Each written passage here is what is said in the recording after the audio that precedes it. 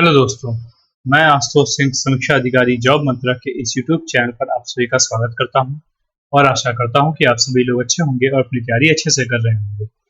तो हम अपने पॉलिटी के प्रीवियस ईयर क्वेश्चन की सीरीज का आज आखिरी पार्ट लेकर आए हैं, पार्ट 16, जहां पर हम आज कुल मिलाकर 19 क्वेश्चन 19 क्वेश्चंस को डिस्कस करेंगे और इसी के साथ इस PYQ सीरीज का अंत करेंगे। और अब हम अपने नेक्स्ट टॉपिक पे चलेंगे। ठीक, तो चलिए, आज का पहला क्वेश्चन है, the maximum number of seats in the Rajya Sabha is, अर्थात राज्यसभा में अधिकतम सीटों की संख्या होती है। तो आप लोग को पता होगा, ये बहुत ही सिंपल क्वेश्चन है कि राज्यसभा में मैक्सिमम सीटों की संख्या कितनी होती है? 250, 250। ठीक, जिसमें से 12 जो मेंबर्स होते हैं वो प्रेसिडेंट नॉमिनेट करते हैं। ठीक, प्रेसिडेंट मनोनीत करते हैं, जो कि अलग अलग क्षेत्रों से आते हैं, कला, साहित्य, खेलकूद, ठीक, शिक्षा। प्रेसिडेंट इन 12 लोगों को नॉमिनेट करते हैं और जो 238 लोग होते हैं ये इनडायरेक्ट इलेक्शन से आते हैं। स्टेट लेजिस्लेटिव असेंबली, जो राज्यों की विधानसभाएं जो होती हैं वो इनडायरेक्ट इलेक्शंस के द्वारा 238 लोगों को भेजती हैं। ठीक, और इस समय जो प्रेजेंट में राज्यसभा की स्ट्रेंथ है, मैक्सिमम स्ट्रेंथ 250 होती है, लेकिन जो प्रेजेंट में है वो है 245, 245। राज्यसभा किस आर्टिकल से संबंधित है? आर्टिकल 80। ठीक, ये एक परमानेंट हाउस है। ठीक, परमानेंट हाउस है मतलब कभी डिसॉल्व नहीं होता। हाँ, इसके मेंबर रिटायर होते हैं। ठीक, और उनका कार्यकाल होता है 6 साल। 6 साल वो कार्य करेंगे और फिर रिटायर हो जाएंगे। और राज्यसभा को कुछ इस प्रकार से व्यवस्थित किया जाता है कि इसके 1/3 मेंबर्स जो होते हैं, ठीक है, वो हर 2 साल पे, एट एवरी 2 ईयर, हर 2 साल पे क्या होता है? रिटायर होते रहते हैं। ठीक, इस प्रकार से व्यवस्था की जाती है राज्यसभा की। ठीक, तो चलिए, हमने कुछ बातें डिस्कस की राज्यसभा से संबंधित। ये बातें मैं पहले भी बता चुका हूँ, लेकिन डिस्कस करता रहूंगा मैं आगे भी।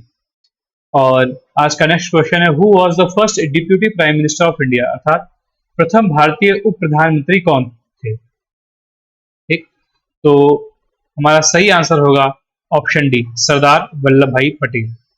जैसा कि आप लोग को पता होगा, हमारे पहले प्राइम मिनिस्टर कौन थे? ठीक, आप सभी लोग को पता होगा हमारे पहले प्राइम मिनिस्टर थे पंडित जवाहरलाल नेहरू। ठीक, हमारे पहले डिप्यूटी प्राइम मिनिस्टर कौन थे? वो थे सरदार वल्लभ भाई पटेल। ये क्या थे? हमारे पहले डिप्यूटी प्राइम मिनिस्टर थे। हमारे पहले, अगर पूछा जाए, एजुकेशन मिनिस्टर कौन थे? एजुकेशन मिनिस्टर थे हमारे मौलाना अबुल कलाम आजाद। देखिए यहाँ पे ऑप्शन 2 पे है। ठीक, ये हमारे पहले एजुकेशन मिनिस्टर थे। पहले अगर हमारे पूछा जाए, कानून मंत्री कौन थे? कानून या विधि मंत्री कौन थे, या इंग्लिश में कहते हैं इसे, कौन हमारे पहले लीगल मिनिस्टर थे? तो कौन थे? Doctor BR Ambedkar. हमारे जो संविधान के रचयिता थे डॉक्टर BR अम्बेडकर, इन्हें ही पहला कानून मंत्री बनाया गया था। ठीक, पहले स्वास्थ्य मंत्री राजकुमारी अमृता कौर। ठीक, पहले रक्षा मंत्री सरदार बलदेव सिंह। पहले श्रम मंत्री जगजीवन राम। ठीक, तो ये कुछ इंपॉर्टेंट पोस्ट थी जो मैंने डिस्कस की है पहले भी। तो चलिए अपने नेक्स्ट क्वेश्चन पे चलते हैं। Playing time of full version of the national anthem of India is approximately, अर्थात भारत के राष्ट्रगान को पूरा गाने में लगभग कितने सेकंड लगते हैं? इसका सही ऑप्शन होगा ऑप्शन सी, 52 सेकंड्स, 52 सेकंड्स लगते हैं। देखिए, पहली बात तो हमारा नेशनल एंथम है क्या? हमारा नेशनल एंथम है जन गण मन अधिनायक जय है, भारत भाग्य विधाता। ये हमारा नेशनल एंथम है। ठीक, जिसे पूरा गाने में 52 सेकंड्स लगते हैं। इसकी रचना किसने की थी? इसकी रचना की थी रविंद्रनाथ टैगोर ने। रविंद्रनाथ टैगोर। और वो भी किस लैंग्वेज में की थी? बंगाली लैंग्वेज में, क्योंकि बंगाल के थे तो सबसे पहले इन्होंने बंगाली लैंग्वेज में इसकी रचना की। फिर ये फेमस कब हुआ? जब 1911 में कलकत्ता का सेशन हो रहा था इंडियन नेशनल कांग्रेस का। इंडियन नेशनल कांग्रेस ने 1911 में जब अपना सेशन किया तब वहां से पहली बार गाया गया और जनगणमन फेमस हो गया। अगले ही वर्ष 1912 में एक तत्वबोधिनी पत्रिका थी, तत्वबोधिनी, ठीक, नाम याद रखिएगा आप लोग, तत्वबोधिनी पत्रिका। तत्वबोधिनी पत्रिका में जनगणमन को पब्लिश किया गया। किस नाम से पब्लिश किया गया? भारत भाग्य विधाता। भारत भाग्य विधाता इसका टाइटल था, जिस टाइटल से ये, जिस शीर्षक से ये पब्लिश किया गया। फिर इसे कब अडॉप्ट किया गया? हमारी संविधान सभा द्वारा इसको 24 जनवरी 1950 को अडॉप्ट किया गया, अपनाया गया कि हमारे देश का राष्ट्र जो गान होगा वो होगा जनगणमन। ये कब अपनाया गया? 24 जनवरी 1950 को। ये कुछ यहाँ साल पूछे जाते हैं, ठीक, और यहाँ डेट पूछी जाती है, ठीक, तो ये याद रखिएगा। तो अपने नेक्स्ट क्वेश्चन पे चलते हैं।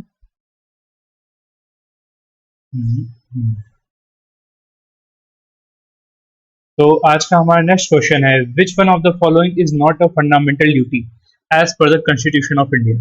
अर्थात भारत के संविधान के अनुसार निम्नलिखित में से कौन सा एक मौलिक कर्तव्य नहीं है? तो इसके लिए आपको पता होना चाहिए कि मौलिक कर्तव्य कितने हैं और कौन कौन से हैं, ठीक है। तो मैंने यहाँ लिस्ट लगा ली है। देखिए, पहली बात तो जो मौलिक कर्तव्य हैं वो हमारे पार्ट 4A में आते हैं, ठीक, 4A, ठीक, ये रोमन तरीका होता है नंबरों को लिखने का, पार्ट 4A में आते हैं।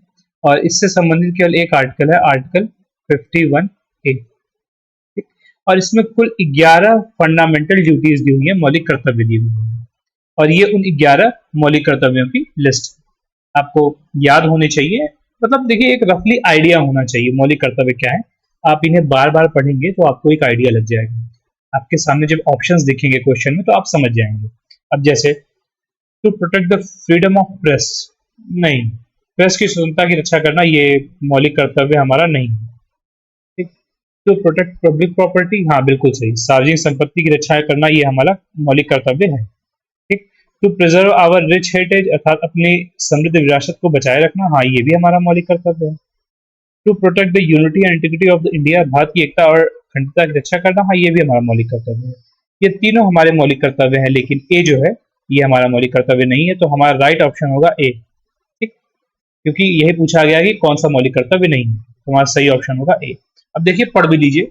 जैसे संविधान पहले जो है, ये आपको ABCD ये याद नहीं रखना है, आपको केवल ये याद रखना है कि जो 11 मौलिक कर्तव्य हैं वो क्या क्या हैं। पहला तो है कि हमारे राष्ट्रीय ध्वज राष्ट्रगान का सम्मान करना, ठीक, और उन महान आदर्शों का संयोजन और उनका पालन करना जिन्होंने हमारे भारतीय स्वतंत्रता संग्राम को प्रेरित किया, ठीक। भारत की संप्रभुता, एकता और अखंडता को बनाए रखना, ये यहाँ पे पूछा गया है, ठीक। देश की रक्षा करना और जरूरत पड़ने पर, कहे जाने पर राष्ट्र सेवाएं प्रदान करना, ये भी है, ठीक। देश के सभी लोगों के बीच धार्मिक, भाषाई और क्षेत्रीय या अनुभागीय विविधताओं से परे सद्भाव और समान भाईचारे की भावना को बढ़ावा देना, मिलीजुली संस्कृति और समृद्धि की विरासत को महत्व देना, उसका संरक्षण करना, वनों, झीलों, नदियों, वन जातियों, ठीक है, पर्यावरण को महत्व देना और उनकी रक्षा करना, वैज्ञानिक सोच, मानवतावाद और सुधार की भावना का विकास करना, सार्वजनिक संपत्ति की रक्षा करना और हिंसा से दूर रहना। देखिए, है सार्वजनिक संपत्ति की रक्षा करना हमारा फंडामेंटल ड्यूटी है। हम जो कभी कभी एजिटेशन, विद्रोह करने में सरकारी बसों को आग लगाते हैं, प्रॉपर्टीज को नुकसान करते हैं, वो सही नहीं होता, ठीक है। और व्यक्तिगत और सामूहिक गतिविधियों के सभी क्षेत्रों में उत्कृष्टता की दिशा में प्रयास करना, ये भी है। और ये देखिए, बाद में जोड़ा गया है 11वें नंबर की फंडामेंटल ड्यूटी, ये जोड़ा गया है 86 कॉन्स्टिट्यूशनल अमेंडमेंट एक्ट 2002 से, कि माता पिता या अभिभावक अपने बच्चों को शिक्षा के अवसर प्रदान करने का कर्तव्य 6 से 14 वर्ष की आयु के बच्चे द्वारा, हाँ, के मामलों में, ठीक। तो ये फंडामेंटल ड्यूटीज हैं, आपको बस बार बार इन्हें पढ़ना है, आपको एक रफली आइडिया हो जाता है। जब आपको ऑप्शंस मिलते हैं तो आप सही ऑप्शन टिक कर लेते हैं। तो अपने नेक्स्ट क्वेश्चन पे चलते हैं। हमारा अपना नेक्स्ट क्वेश्चन है कि the union council of ministers in India is collectively responsible to, अर्थात भारत में संघीय मंत्रिपरिषद सामूहिक रूप से किसके प्रति उत्तरदायी होती है? तो हमारा सही आंसर होगा लोकसभा ओनली। देखिए जो हमारा आर्टिकल 75 है, ठीक, वो ये कहता है कि जो काउंसिल ऑफ मिनिस्टर्स होती है, काउंसिल ऑफ मिनिस्टर्स में पीएम भी आता है, council of ministers plus PM ले लीजिए इसमें। जो हमारी काउंसिल ऑफ मिनिस्टर्स होती है ना, वो कलेक्टिवली रिस्पॉन्सिबल होती है किसके लिए? लोकसभा के लिए, ठीक, राज्यसभा के लिए नहीं, केवल लोकसभा के लिए। लेकिन अगर आपको ऑप्शन में लोकसभा ना मिले तो आपको पार्लियामेंट मार देना है, क्योंकि अगर पार्लियामेंट का ही हिस्सा है लोकसभा, ठीक है। अगर लोकसभा न मिले तभी आप ये काम करिएगा, ठीक है। तो लोकसभा के प्रति सामूहिक रूप से जिम्मेदार होती है, ये लिखा गया है आर्टिकल 75 में, ठीक। ये जो आर्टिकल 75 है ये हमारे पार्लियामेंट्री सिस्टम की नींव है। हमारे देश में पार्लियामेंट सिस्टम है ना, प्रेसिडेंट नहीं है ना, पार्लियामेंट सिस्टम। जैसे अमेरिका में प्रेसिडेंशियल सिस्टम है, ठीक है, हमारे देश में पार्लियामेंट से सरकार चलती है, तो पार्लियामेंट्री सिस्टम है। और उसकी नींव क्या है? आर्टिकल 75। ये याद रखिएगा, काफी इंपॉर्टेंट है, बहुत सारे क्वेश्चनों में पूछा गया है, तो मैंने पहले भी डिस्कस किया है। अपने नेक्स्ट क्वेश्चन पे चलते हैं। तो हमारा नेक्स्ट क्वेश्चन है आज का, which of the following statement are correct regarding the prime minister of India, अर्थात निम्नलिखित में से कौन सा कथन भारत के प्रधानमंत्री के संबंध में सही है? एक से ज्यादा स्टेटमेंट सही होंगे, क्योंकि यहाँ ए बी सी डी करके दिया हुआ है। एक भी सही हो सकता है, दो सही हो सकते हैं, या चारों सही हो सकते हैं। तो पहला है, इन parliamentary system of India the prime minister is the head of the government. क्या कह रहा है कि prime minister head of the government होता है? बिल्कुल सही होता है। जो हेड ऑफ द, अगर पूछा जाए स्टेट कौन होता है, हेड ऑफ स्टेट मैं पहले भी बता चुका हूँ, बार बार बताता हूँ, बताता रहूंगा। हेड ऑफ द स्टेट होता है प्रेसिडेंट, मतलब राष्ट्र का प्रमुख कौन है? प्रेसिडेंट है। लेकिन अगर हेड ऑफ द गवर्नमेंट कहा जाए, हेड ऑफ गवर्नमेंट, सरकार का प्रमुख कौन है? तो प्राइम मिनिस्टर होता है। और यही बात यहाँ पर कही गई है, ठीक है। तो ये बात सही है। फिर the constitution does not contain any specific procedure for the selection and appointment of the prime minister, अर्थात संविधान में प्रधानमंत्री के चयन और नियुक्ति के लिए कोई विशेष प्रक्रिया नहीं होती है। ये स्टेटमेंट गलत है, क्योंकि आर्टिकल 75 अभी जो हमने डिस्कस किया है उसमें ये प्रावधान है। आर्टिकल 75 में कई सारे प्रावधान हैं, मल्टीपल चीजें हैं, ठीक है। तो उसमें ये बात भी कही है कि राष्ट्रपति जो है वो प्रधानमंत्री की नियुक्ति करेगा, पीएम की नियुक्ति करेगा। कौन करेगा? प्रेसिडेंट करेगा। तो इसके लिए प्रावधान दिए गए हैं, ठीक। तो ये स्टेटमेंट गलत है। He can remove any minister who refuses to cooperate with him. हाँ बिल्कुल सही है कि देखिए जो काउंसिल ऑफ मिनिस्टर्स में जितने भी मिनिस्टर्स होते हैं वो पीएम के कहने पर प्रेसिडेंट अपॉइंट करता है, ठीक। अब जो मेंबर्स होते हैं, जो भी काउंसिल ऑफ मिनिस्टर्स में मिनिस्टर्स होते हैं, अपॉइंटेड बाई प्रेसिडेंट, प्रेसिडेंट उनको अपॉइंट जरूर करता है, लेकिन किसके कहने पर? प्राइम मिनिस्टर के कहने पर। और प्राइम मिनिस्टर जब चाहे उन्हें प्रेसिडेंट से कह के हटवा सकता है, उनका पोर्टफोलियो बदल सकता है, ठीक है।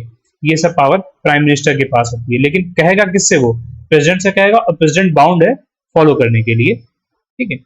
तो ये सही है कि हाँ वो किसी मंत्री को हटा सकता है अगर वो सहयोग करने से मना कर दे। फिर चौथा है, he can recommend dissolution of the Lok Sabha to the president at any time, अर्थात वह किसी भी समय राष्ट्रपति से लोकसभा भंग करने की अनुशंसा कर सकते हैं। बिल्कुल सही।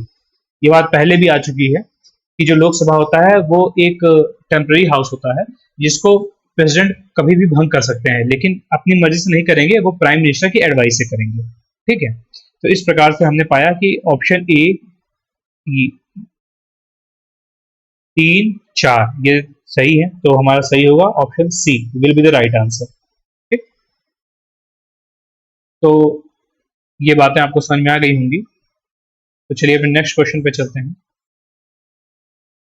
आज का हमारा नेक्स्ट क्वेश्चन है कि who was India's first law minister after independence, अर्थात स्वतंत्र भारत के प्रथम कानून मंत्री कौन थे? अभी मैंने पहले ही डिस्कस किया है, ठीक है।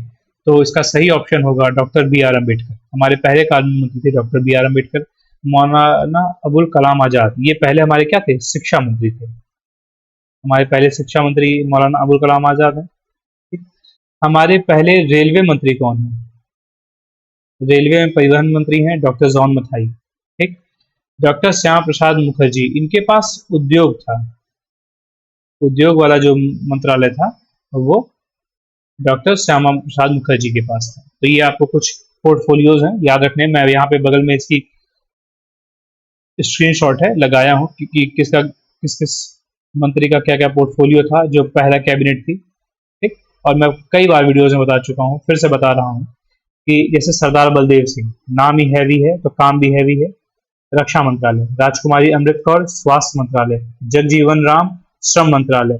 डॉक्टर बी आर अम्बेडकर, विधि मतलब कानून मंत्री इन्हीं को कहते हैं। आर के षणमुखम शेट्टी, वित्त मंत्रालय। ये देखिए इंपॉर्टेंट है, पूरी टेबल ही इंपॉर्टेंट है। डॉक्टर जॉन मथाई, रेलवे में परिवहन। मौलाना अबुल कलाम आजाद, शिक्षा।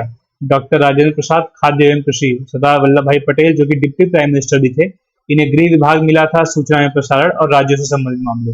जवाहरलाल नेहरू हमारे पहले प्राइम मिनिस्टर थे, प्रधानमंत्री, और इन्होंने राष्ट्रमंडल और विदेशी मामले रखे और वैज्ञानिक शोध अपने पास रखे थे। वहीं श्यामा प्रसाद मुखर्जी, उद्योग एवं आपूर्ति। ठीक। तो ये बातें मैं पहले भी डिस्कस कर चुका हूं। मुझे लगता है कि आपके पेपर में एक क्वेश्चन तो इससे पक्का आएगा, एकदम रटा होना चाहिए आपको 14 नाम और उनके पोर्टफोलियोज। इंपॉर्टेंट ये शुरुआत के 10 हैं और ये डॉक्टर श्यामा प्रसाद मुखर्जी, ये इंपॉर्टेंट है। ठीक है, बाकी ये 2-3 है तो अभी ये भी आप पढ़ ही लीजिएगा। ठीक। तो अपने नेक्स्ट क्वेश्चन पे चलते हैं। एक क्वेश्चन तो आपका गेस हो गया आपके पेपर का। How many fundamental rights are provided by the constitution of India, अर्थात भारत के संविधान द्वारा कितने मौलिक अधिकार प्रदान किए गए हैं। शुरुआत में हमारे जो संविधान थे उसमें 7 मौलिक अधिकार थे, लेकिन अब इस समय प्रेजेंटली कितने हैं, 6। जब इनिशियली स्टार्टिंग में हमारे संविधान में कितने मौलिक कर्तव्य थे, अधिकार थे, 7 इनिशियली शुरुआत में, लेकिन बाद में कितने हो गए हैं इस समय प्रेजेंट में, 6। क्यों? क्योंकि 44वें संविधान संशोधन द्वारा, 44th कॉन्स्टिट्यूशनल अमेंडमेंट एक्ट 1978 के द्वारा हमने जो राइट टू प्रॉपर्टी है ना, राइट टू प्रॉपर्टी, इसको फंडामेंटल राइट से हटा दिया है। अब इसको हमने हटा के आर्टिकल 300 ए में रख दिया है और ये अब क्या बन गया है, एक लीगल राइट बन गया है। ठीक। ये पूछा जाता है कि राइट टू प्रॉपर्टी क्या है, एक लीगल राइट है अंडर आर्टिकल 300 ए। ठीक। अब ये एक मौलिक अधिकार नहीं जो कभी हुआ करता था। ठीक। ये आपको याद रखना है। अब मैं लिस्ट ही बता सकता हूँ लेकिन क्या बताऊँ, अब बहुत से क्वेश्चन चीजें डिस्कस करनी है। ठीक है, अगले क्वेश्चन पे चलते हैं कि which constitutional amendment of India included Sindhi as the 15th language in the 8th schedule, अर्थात भारत के कौन से संविधान संशोधन में सिंधी 8वीं अनुसूची की 15वीं भाषा के रूप में शामिल किया गया। देखिए इसका सही आंसर होगा 21वें। अब इस पूरी बात को समझते हैं कि जो हमारा 8वीं अनुसूची है ना, 8th शेड्यूल, ये किस बात से संबंधित है कि संविधान में कौन सी लैंग्वेजेस हैं। ठीक। संविधान किन किन लैंग्वेज को, भाषाओं को मान्यता देता है। ठीक। ये शेड्यूल में उनकी बात की गई है। तो जब शुरुआत हुई थी तो हमारे संविधान में केवल 14 भाषाओं को जोड़ा गया था, 14 भाषाएं थी। ठीक। लेकिन बाद में 8 भाषाओं को जोड़कर अब इस समय प्रेजेंटली कितनी भाषाएं हैं, 22 भाषाएं हैं, 22 लैंग्वेजेस हैं। ठीक। ये याद रखिएगा, इनिशियली कितनी थी, 14, अब कितनी हो गई हैं, 22, 8 जोड़ दी गई। तो ये अलग अलग संविधान संशोधनों द्वारा जोड़ी गई। सबसे 3 ही हुई हैं, 3 संविधान संशोधन हुए हैं जिससे 8 लैंग्वेज जोड़ी गई है। पहला है 21वां, दूसरा है 71वां, तीसरा है 92। ये मेरा तरीका है याद रखने का। 21st constitutional amendment act, 71th constitutional amendment act and 92nd constitutional amendment act. ये तरीका है याद रखिएगा, साल आप नहीं भी याद रखेंगे तो चल जाएगा। तो जो 21वां था उससे सिंधी जो लैंग्वेज है, सिंधी, उसको जोड़ा गया। याद रखिएगा, सिंधी लैंग्वेज को 21वें से जोड़ा गया। 71वें से जोड़ा गया कोंकणी को, कोंकणी जो महाराष्ट्र से सटा हुआ कोंकण रीजन है ना, वहां पर एक कोंकणी लैंग्वेज पाई जाती है, आपने सुना होगा, कोंकण रेलवे भी है, ठीक है। और फिर नेपाली, नेपाल को तो मुझे बताना नहीं होगा, नेपाली लैंग्वेज भी हमारे संविधान में जोड़ी गई है। और फिर एक है मणिपुरी, मणिपुर पे हमारे राज्य है ही, तो मणिपुरी लैंग्वेज भी जोड़ी गई है, कोंकणी, नेपाली और मणिपुरी। फिर जो 92वां है उससे जोड़े गए बोडो, बोडो है, BODO, बोडो, मैथिली, संथाली और डोंगरी, डोगरी, डोगरी है, बोडो, डोगरी, मैथिली, मैथिली और संथाली, ये इस प्रकार से कुल मिला के 8 लैंग्वेजेस अलग अलग समय जोड़ी गई। ये पूछा जाता है किस किस, ये जितनी भी बातें हैं ये सारी इंपॉर्टेंट है, पूरी आपको याद होनी चाहिए, ठीक है, बार बार देखेंगे आपको याद हो जाएंगे। तो चलिए फिर नेक्स्ट क्वेश्चन पे चलते हैं। हमारा आज का नेक्स्ट क्वेश्चन है कि the need for the constitutional sanction to village panchayat was first felt by the, अर्थात ग्राम पंचायतों को संवैधानिक मंजूरी देने की आवश्यकता सर्वप्रथम इसके द्वारा अनुभव की गई। किसके द्वारा अनुभव की गई? ऑप्शन डी, LM सिंघवी के द्वारा। देखिए, पंचायत को हमारे संविधान में स्थान मिलने से पहले कई कमिटीज बनी और उन्होंने अपनी अपनी रिकमेंडेशंस दी। तो सबसे पहली और सबसे महत्वपूर्ण कमेटी थी बलवंत राय मेहता कमेटी, जो कि आई थी 1957 में। और इन्होंने कहा कि हमारे देश में 3 टीयर पंचायत होनी चाहिए। 3 टीयर मतलब 3 स्तरीय। एक सबसे ऊपर होनी चाहिए क्या? ग्राम, गांव स्तर पे, फिर ब्लॉक स्तर पे, फिर जिला स्तर पे, ये इन्होंने कहा और यही अपनाया भी गया बलवंत राय मेहता की बात मानते हुए। ये साल पूछे जाते हैं कि ये कमेटी किस साल पे आई है, आपको साल भी याद रखने हैं, ये इंपॉर्टेंट है। अशोक मेहता कमेटी फिर आई 1977 में, लेकिन लगभग 20 साल बाद आई है अशोक मेहता कमेटी। इसके द्वारा 2 टीयर पंचायती राज की बात की गई कि 3 टीयर नहीं बल्कि 2 टीयर होनी चाहिए, गांव ना होके केवल ब्लॉक और जिला होना चाहिए। लेकिन इनकी रिकमेंडेशंस को नहीं अपनाया गया, केवल बलवंत राय मेहता की रिकमेंडेशन को अपनाया गया।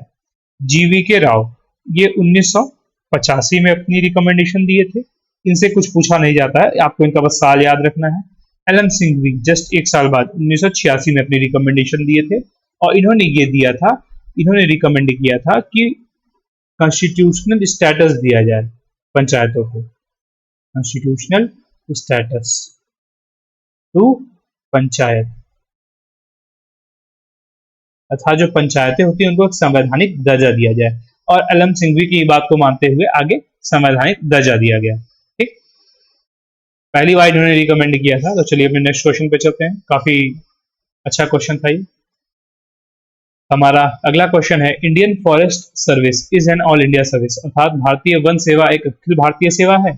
हाँ, बिल्कुल सही, ये सही है, क्योंकि हमारे इंडिया में 3 सर्विसेज होती हैं, IAS, इंडियन एडमिनिस्ट्रेटिव सर्विस अर्थात IPS, इंडियन पुलिस सर्विस और IFS अर्थात इंडियन फॉरेस्ट सर्विस। ये 3 ऑल इंडिया सर्विसेज होती हैं, ठीक है। और यही पूछा गया यहाँ पे। फिर दूसरा रीजन दिया है, state reorganisation commission recommended the creation of India forest service. ये बात गलत है।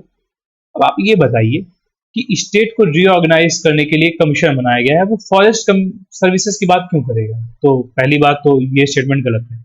और देखिए, हम पूरी बात समझ लेते हैं, ये सर्विसेज बनती कैसे हैं। आर्टिकल 112 इससे संबंधित है, ऑल इंडिया सर्विसेज से बनाने को लेकर ये कहा गया है। आर्टिकल 112 में कहा गया कि राज्यसभा, ठीक, को अगर सही लगे तो वो पार्लियामेंट को इंपावर कर सकता है कोई भी ऑल इंडिया सर्विसेज बनाने के लिए। ठीक, राज्यसभा के पास पावर है कोई भी ऑल इंडिया सर्विसेज बनाने के लिए। शुरुआत में 3 सर्विसेज थी, आज भी वही सर्विसेज हैं, और भी सर्विसेज बनाई गई बीच बीच में, ठीक है। तो राज्यसभा के रिकमेंडेशन, राज्यसभा ने आर्टिकल 112 के तहत अपनी पावर का यूज करके पार्लियामेंट से नई ऑल इंडिया सर्विसेज बनवाई, ठीक। तो ये, तो आपको याद रखना है वो पावर किसके पास है? राज्यसभा के पास। किस आर्टिकल के तहत? 112 के तहत, ये पूछा जाता है। तो पहली बात तो हमारा जो असर्शन है वो सही है, रीजन क्या है? गलत है। बोथ आर ट्रू, नहीं, both are true and R is not correct explanation, गलत। A is true and R is false. This right answer will be C. ठीक, तो चलिए अपने नेक्स्ट क्वेश्चन पे चलते हैं। आज का हमारा नेक्स्ट क्वेश्चन है कि in the constitution of India the parliamentary system of government is taken from the. Bharat के संविधान में सरकार की संसदीय प्रणाली कहां से ग्रहण की गई है? इसका सही आंसर होगा ब्रिटिश कॉन्स्टिट्यूशन, अर्थात जो ब्रिटिश का संविधान है वहां से हमने पार्लियामेंट्री सिस्टम दिया है। तो मैंने यहाँ पे लगाया भी है स्क्रीनशॉट कि हमने अलग अलग देशों से जो भी प्रोविजंस लिए हैं उसके संबंध में। ये सारे तो नहीं है लेकिन ये इंपॉर्टेंट है।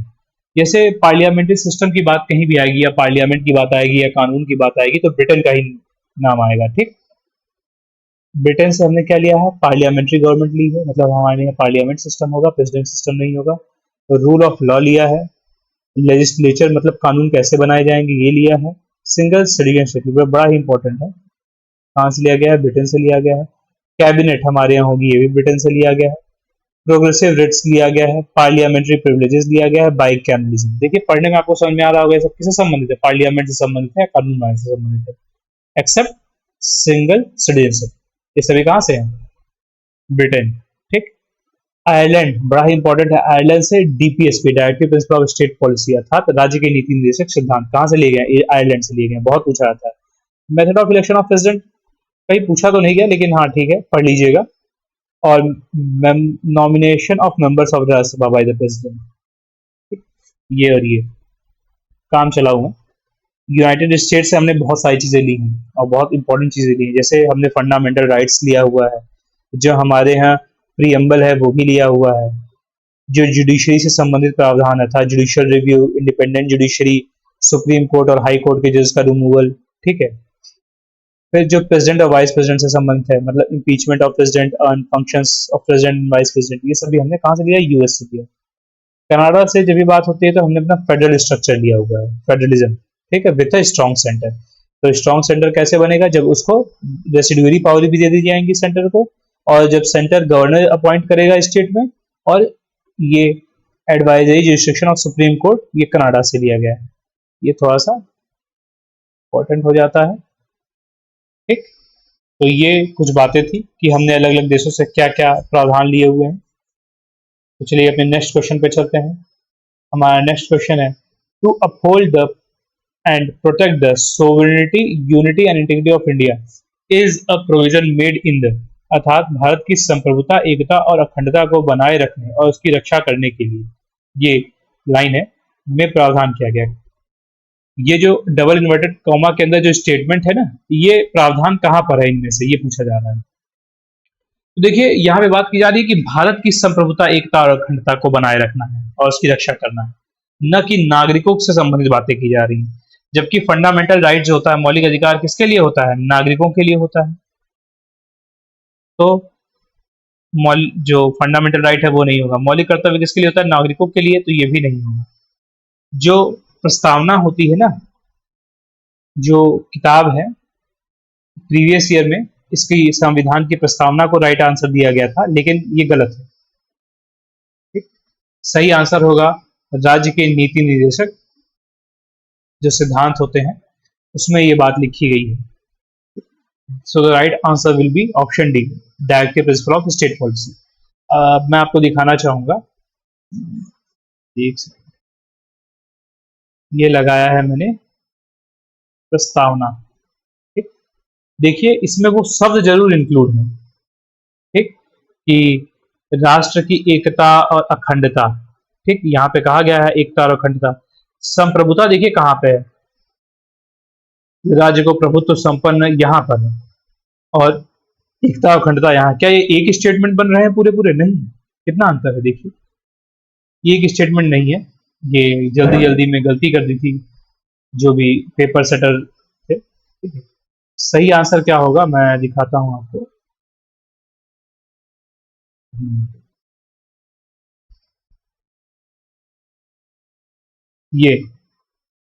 ये है हमारे DPSP, directive principle of state policy. ऊपर मैंने बताया भी था कि ये रहा। देखिए तीसरा जो डीपीएसपी है, भारत की संप्रभुता, एकता और अखंडता को बनाए रखना और उसकी रक्षा करना, एकदम साफ साफ लिखा हुआ है। तो सही ऑप्शन हो जाएगा D. Directive principle of state policy. तो चलिए अपने नेक्स्ट क्वेश्चन पे चलते हैं आज के।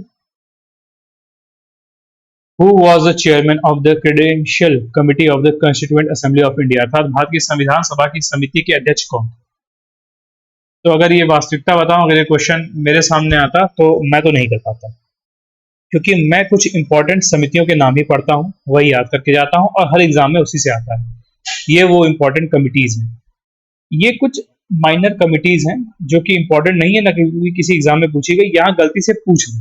ठीक है, तो इसका सही आंसर होगा डी, अल्लादी कृष्ण स्वामी अय्यर। आप इसको याद रख लीजिएगा क्योंकि ये पूछा जा चुका है। ठीक है, कि जो ये क्रेडेंशियल कमिटी है, ठीक है, इसके चेयरमैन कौन थे? अल्लादी कृष्ण स्वामी अय्यर थे। लेकिन अगर आपसे मैं कहूं याद कौन से रखने वाली है, तो यही इंपॉर्टेंट कमिटीज है, हर एग्जाम में इन्हीं से पूछा गया है, कोई भी एग्जाम हो, बड़े से लेकर छोटा एग्जाम तक। अब ये संघ का कहीं भी नाम आएगा, संघ शक्ति समिति, संघ संविधान समिति, ठीक है, तो कौन होंगे? पंडित जवाहरलाल नेहरू।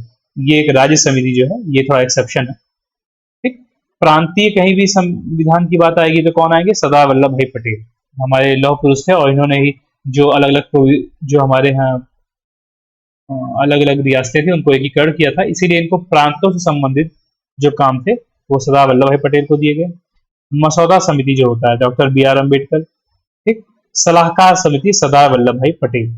ठीक, सलाहकार समिति तो थी, लेकिन ये एक बड़ी समिति थी। ये किसको सलाह देती थी? मौलिक अधिकारों वाले को भी देती थी, अल्पसंख्यक को भी देती थी। ठीक, तो कभी भी सलाहकार समिति पूछा जाएगा तो सरदार वल्लभ भाई पटेल, और किस किस पे? मौलिक अधिकार पे और अल्पसंख्यक पे।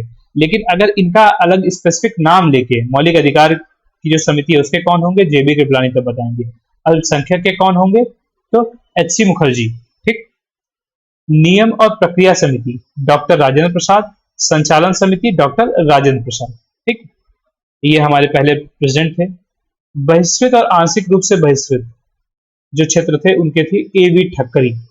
और नॉर्थ ईस्ट मतलब उत्तर पूर्वी सीमांत जनजातीय क्षेत्र और असम बहिष्कृत क्षेत्र ए वी ठक्करी। जहां भी बहिष्कृत क्षेत्र आएगा वहां पे कौन हो जाएंगे? A V Thakkar. ठीक, तो ये याद रखिएगा, यही इंपॉर्टेंट है, यही हर एग्जाम से पूछा जाता है। ये कभी कभी गलतियों से कुछ इधर उधर के क्वेश्चंस पूछ दिए जाते हैं।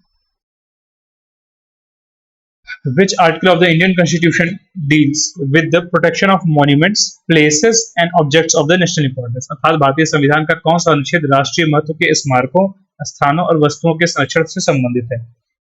तो देखिए, हमारे जो इसका सही आंसर होगा, पहली बात तो इसका सही आंसर जान लीजिए। इसका सही आंसर होगा आर्टिकल 49 होगा, ऑप्शन डी। जो ये कहां से लिया गया? पहली बात तो देखिए, ये पूरी बात की जा रही है DPSP, directive principle of state policy, राज्य के नीति निर्देशक सिद्धांत। ठीक, जो कि आते हैं पार्ट 4 में, आर्टिकल 36 से लेके 51 तक। तो इसी के अंदर ये सब बातें होती हैं। ठीक है, तो उसमें कुछ आर्टिकल बड़े इंपॉर्टेंट हैं, जैसे आर्टिकल 50।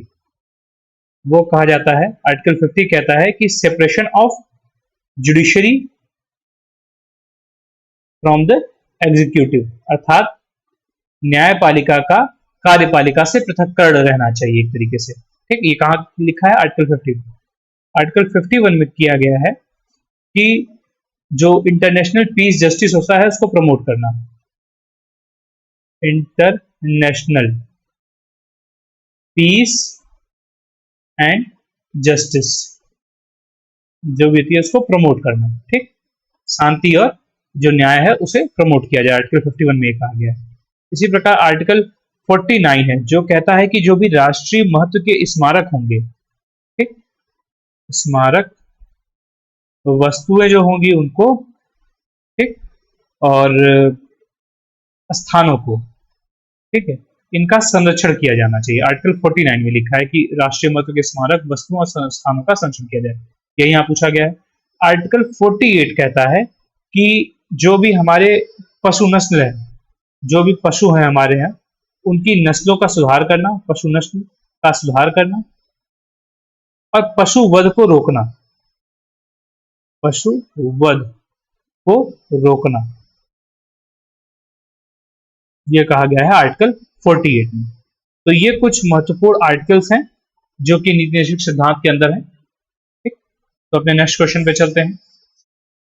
ये याद रख लीजिएगा, डीपीएसपी के कुछ इंपॉर्टेंट आर्टिकल्स हैं, वही आपको याद होने चाहिए, सारी नहीं याद होनी चाहिए, कोई बात नहीं। Money from the contingency fund of India can be withdrawn only after, अर्थात भारत की आकस्मिकता निधि से राशि केवल इसके पश्चात ही निकाली जा सकती है। कब निकाली जा सकती है? जब प्रेसिडेंट अप्रूवल दे दे। अब देखिए हम पूरी बात को समझते हैं। हमारे देश में फंड जो है वो तीन तरीके के हैं। एक होता है consolidated fund, consolidated fund of India, और एक दूसरा आता है पब्लिक अकाउंट्स फंड। नाम में समझ में आ रहा होगा, पब्लिक से संबंधित है, पब्लिक अकाउंट्स फंड। फिर तीसरा है कंटिजेंसी फंड, इसको कहते हैं आकस्मिकता निधि। ठीक है, तो पहली बात तो जो ये कंसोलिडेटेड फंड है, ये किस आर्टिकल में आता है? Article 266, article 266। Public accounts fund, ये भी आर्टिकल 266 में आता है। कंटिजेंसी फंड है, ये आर्टिकल आता है 267, एक आर्टिकल बढ़ जाता है। जो कंसोलिडेटेड फंड होता है, ये पार्लियामेंट के अप्रूवल से ही निकाला जा सकता है, पार्लियामेंट इस पे कंट्रोल रखती है। ठीक, इसमें जो भी सरकार टैक्स से जो पैसा कमाती है वो, और जो भी सरकार खर्च करती है वो, जितनी भी प्राप्तियां आती हैं सरकार के पास वो सारी, और जो भी सरकार खर्च करती है वो सारी कंसोलिडेटेड फंड से करती है, और इसको खर्च करने के लिए पार्लियामेंट्री अप्रूवल चाहिए। और इसी को मतलब करने के लिए बजट जो लाया जाता है ना, पार्लियामेंट इसको अप्रूव करती है, वो इसी से संबंधित होता है, कंसोलिडेटेड फंड से। वहीं जो पब्लिक अकाउंट्स फंड होता है, इस पे पूरा गवर्नमेंट अपना सीधा कंट्रोल रखती है। इसके लिए पार्लियामेंट से अप्रूवल की जरूरत नहीं होती, गवर्नमेंट इस पे अपने हिसाब से नियम कानून बनाती है। जैसे प्रोविडेंट फंड होता है, ठीक, जो सेविंग फंड होता है, सेविंग जो बैंक अकाउंट हम लोग खोलते हैं उसके जो फंड्स आते हैं, डिपॉजिट्स जो आते हैं, ठीक, जुडिशरी जो डिपॉजिट्स होते हैं, ये सब क्या होता है, इनमें डीप में नहीं जाना है, बस आपको हल्का हल्का आइडिया होना चाहिए। कंटिजेंसी फंड या आकस्मिकता निधि, ये नाम ही बता रहा है, ठीक, इस पे कंट्रोल होता है किसका? प्रेसिडेंट का। ये प्रेसिडेंट के ही अप्रूवल से निकाली जा सकती है। ठीक, जब भी देश में कोई ऐसी कंडीशन आ जाए कि फंड कम पड़ जाए, पैसा कम पड़ जाए किसी आकस्मिक कार्य के लिए, तो प्रेसिडेंट ये कंटिजेंसी फंड से पैसे निकाल के दे सकता है। ठीक, तो ये 3 फंड है, और यही पूछा गया है कंटिजेंसी फंड किसके अप्रूवल से निकाला जाता है? प्रेसिडेंट के। ठीक, तो अगला क्वेश्चन है, in India the state legislative assembly participate in the election, अर्थात भारत में राज्य विधानसभा किसके चुनाव में भाग लेती है? तो पहले पता होना चाहिए कि ये जो 4 नाम लिखे हुए हैं, राष्ट्रपति, उपराष्ट्रपति, प्रधानमंत्री और राज्यसभा के सदस्य, इनके चुनाव में कौन कौन लोग भाग लेते हैं? राष्ट्रपति के चुनाव में तो इलेक्टेड मेंबर्स केवल भाग लेते हैं, मतलब चुने हुए प्रतिनिधि, इलेक्टेड मेंबर्स, नॉमिनेटेड मेंबर्स नहीं भाग ले सकते। ठीक, इलेक्टेड मेंबर्स कहाँ से? लोकसभा से चाहे हो, चाहे राज्यसभा से हो, वो भी आ जाएंगे। जो भी जितने भी स्टेट लेजिस्लेटिव असेंबलीज होती हैं, जितने भी राज्य के विधान सभाएं होती हैं, उन सभी के चुने हुए मेंबर, इलेक्टेड मेंबर। और जो दिल्ली और पुडुचेरी है, दिल्ली और पुडुचेरी जो है, इसकी विधानसभाओं के चुने हुए सदस्य, ये प्रेसिडेंट के इलेक्शन में ये 4 बॉडीज के लोग पार्टिसिपेट करते हैं। वहीं उपराष्ट्रपति, द वाइस प्रेसिडेंट के में इलेक्शन में कौन भाग लेते हैं? लोकसभा के सभी मेंबर और राज्यसभा के सभी मेंबर्स, इलेक्टेड मेंबर्स नहीं बल्कि सभी मेंबर्स। वहीं प्राइम मिनिस्टर का कोई चुनाव नहीं होता है, पहली बात तो ये याद रखिए, हमारे संविधान में प्राइम मिनिस्टर के चुनाव की कोई भी प्रक्रिया नहीं लिखी हुई है। चुनाव किसका होता है?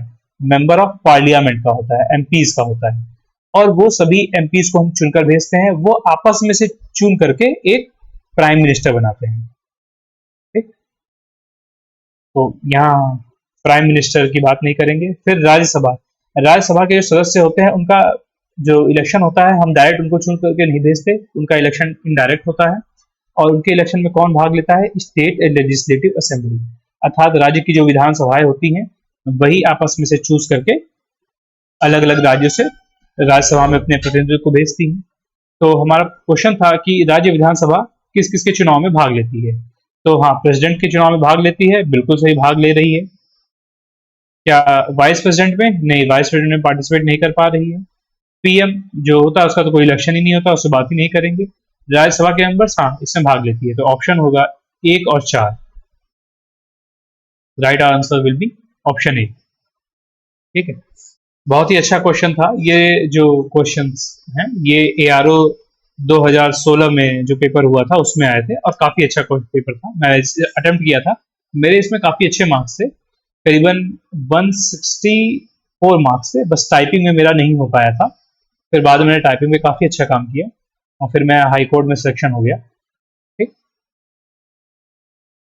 तो in India, the union legislature cannot legislate on the subject in the state list unless, अर्थात भारत में संघ विधायिका राज्य सूची के विषयों में कानून तब तक नहीं बना सकती।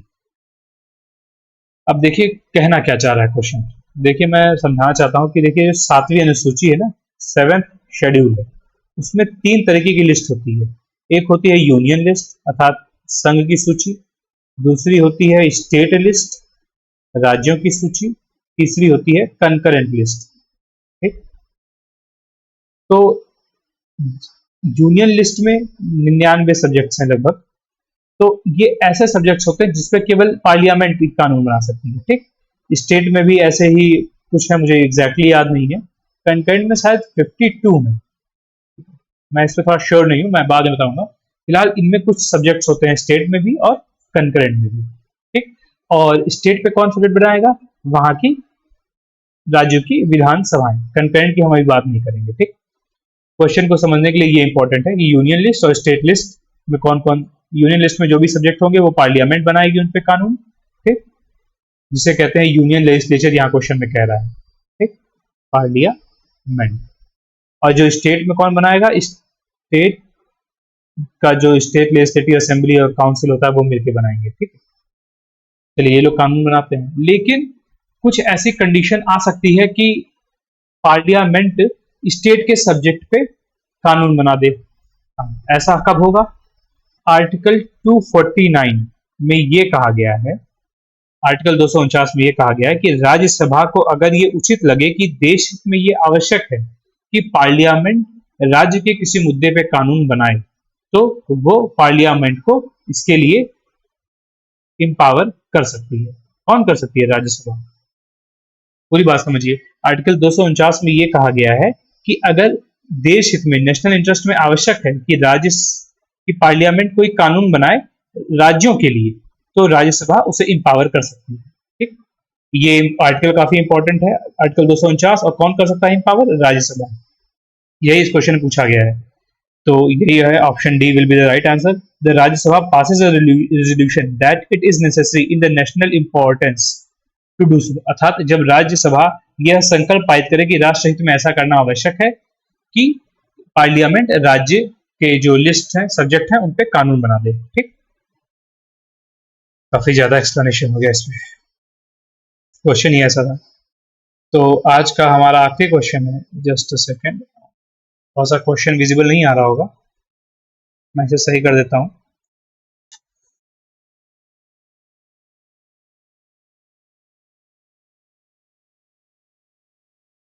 अब ठीक है। तो हमारा आज का आखिरी क्वेश्चन है कि match the following articles related to supreme court of India. ठीक है, ये आर्टिकल्स हैं, आर्टिकल 126, 127, 137, 141। मैं सही बताऊं, ये क्वेश्चन मेरे सामने आया था, और उस समय भी और आज भी मैं सही से ये नहीं कर पाता। ठीक है, मुझे बाकी ये जो आर्टिकल्स हैं मुझे नहीं पता, बस एक ही आर्टिकल के बारे में पता, आर्टिकल 137, क्योंकि ये इंपॉर्टेंट है। मैं सारे आर्टिकल्स नहीं रखता और न कोई रखता है, सभी लोग इंपॉर्टेंट आर्टिकल्स ही याद करके जाते हैं। आर्टिकल 137 इंपॉर्टेंट है, उसी से ये क्वेश्चन हो गया। आर्टिकल 137 कहता है कि सुप्रीम कोर्ट के पास पावर होती है जुडिशियल रिव्यू की। ठीक, तो ये कहाँ लिखा हुआ है, ये लिखा है ऑप्शन 4 में, रिव्यू ऑफ जजमेंट और order by the supreme court of India, इसी को कहते हैं जुडिशियल रिव्यू। ठीक, तो देख लीजिए ऑप्शन बी का 4 कहां पर है, ऑप्शन नहीं, ऑप्शन सी का 4 ये रहा, A will be the right answer. Option C का 4 केवल यहीं पर है, बाकी किसी ऑप्शन में नहीं है। बाकी मुझे याद नहीं है और ना मुझे याद करने की जरूरत है क्योंकि इंपॉर्टेंट आर्टिकल्स नहीं है। ठीक, अब आप कहेंगे कौन कौन से इंपॉर्टेंट आर्टिकल हैं सुप्रीम कोर्ट से संबंधित, तो कुछ आर्टिकल्स मैं बता देना चाहता हूँ। जैसे है आर्टिकल 32, ये कहता है सुप्रीम कोर्ट को पावर देता है रिट जारी करने की। ठीक, और इसी प्रकार आर्टिकल 226 है हाई कोर्ट को रिट जारी करने की पावर देता है। ठीक, आर्टिकल 232 है सुप्रीम कोर्ट के पास, आर्टिकल 226 है हाई कोर्ट के पास। आर्टिकल 131 है जो सुप्रीम कोर्ट को ओरिजिनल ज्यूरिस्डिक्शन के बारे में बताता है, मतलब सुप्रीम कोर्ट के वास्तविक जो कार्य हैं वो क्या है, ओरिजिनल ज्यूरिस्डिक्शन क्या है, ये कहाँ लिखा है आर्टिकल 131 में।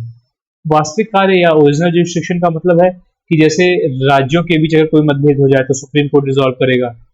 ठीक है, राज्य और केंद्र के बीच हो जाए तो सुप्रीम कोर्ट उसे रिजॉल्व करेगा। और कई राज्यों का मिलके कई राज्यों और या सुप्रीम कोर्ट के उसके केंद्र के खिलाफ हो जाए, मतलब कोई विवाद आ जाए तो कौन करेगा, सुप्रीम कोर्ट करेगा। ये कहाँ लिखा है आर्टिकल 131 में। ये ओरिजिनल ज्यूरिस्डिक्शन यानी कि वास्तविक शक्तियां हैं सुप्रीम कोर्ट की। ठीक, फिर आर्टिकल 129 जो है वो ये कहता है कि सुप्रीम कोर्ट क्या है, court of record. Court of record, इसका मतलब ये होता है कि सुप्रीम कोर्ट में जो भी जजमेंट दिए जाते हैं, जो भी प्रोसीडिंग्स होती हैं या जो भी कानून होते हैं वो रिकॉर्ड करके रखे जाते हैं और वो एविडेंस के तौर पर देश के किसी भी न्यायालय में यूज किए जा सकते हैं। ये आर्टिकल 129 में कहा गया है, इंपॉर्टेंट है। आर्टिकल 137 वो जुडिशियल रिव्यू से संबंधित है जो कि यहाँ पे बात की गई है। जुडिशियल रिव्यू का मतलब होता है कि सुप्रीम कोर्ट अपने दिए गए फैसले को फिर से सुन सकती है, उसमें फिर से उसको सही या गलत ठहरा सकती है। ठीक, या किसी भी अन्य सरकार के जो नियम कानून जो सरकारें पास करती हैं उसे भी चेक कर सकती है, यही पावर होती है जुडिशियल रिव्यू की। ठीक, आर्टिकल 143 भी एक होता है, ये बात करता है सुप्रीम कोर्ट के एडवाइजरी ज्यूरिस्डिक्शन की। एडवाइजरी मतलब क्या करने का, इसका मतलब ये होता है आर्टिकल 143 ये कहता है कि सुप्रीम कोर्ट प्रेसिडेंट को एडवाइस करेगा इंपॉर्टेंट मुद्दों पर। जब प्रेसिडेंट कहेगा, मतलब प्रेसिडेंट को मान लो कोई इंपॉर्टेंट लीगल मुद्दा है जहां पर एडवाइस चाहिए, तो प्रेसिडेंट जो है सुप्रीम कोर्ट से कहेगा और सुप्रीम कोर्ट उस पर एडवाइस कर सकता है। ठीक, तो ये होता है एडवाइजरी ज्यूरिस्डिक्शन। ठीक, ये सिंपल लैंग्वेज में मैंने आपको कुछ बातें समझा दी, कुछ आर्टिकल्स हैं ये इंपॉर्टेंट, याद रखिएगा। तो ये भी उसी ARO 2016 के क्वेश्चन हैं। ये आखिरी में जो 4-5 क्वेश्चन थे ये ARO 2016 एग्जाम के क्वेश्चन थे, उस समय काफी अच्छा पेपर आया था ये। ठीक, तो इस प्रकार से आज हमने अपनी पॉलिटी की जो सीरीज थी उसका पार्ट 16 खत्म किया और इसी प्रकार से पॉलिटी की PY जो सीरीज है PYQ क्वेश्चन की अब ये खत्म होती है, समाप्त होती है। हमने पॉलिटी के सारे क्वेश्चन जितने आज तक आए हुए हैं सारे खत्म कर लिए, एक भी क्वेश्चन बचा नहीं है। कई क्वेश्चन तो रिपीटेड हो रहे थे बार बार, मैंने उन्हें हटा दिया। अब जैसे ये पूछा जाता है कि नेशनल एंथम को कितने देर में गाया जाता है, ठीक है, तो ये क्वेश्चन भी 2-3 बार था, मैंने बस एक ही बार इंक्लूड किया। फिर ये पूछा गया था कि जो डिप्टी प्राइम मिनिस्टर होते हैं वो कौन थे हमारे देश के, ये क्वेश्चन भी 2 बार था। मैं क्यों इसे बताऊं, बार बार आपका टाइम क्यों और एनर्जी क्यों वेस्ट करूं, तो इसीलिए मैंने उन क्वेश्चन को रिपीट नहीं किया। ठीक है, आप लोग समझ जाएंगे।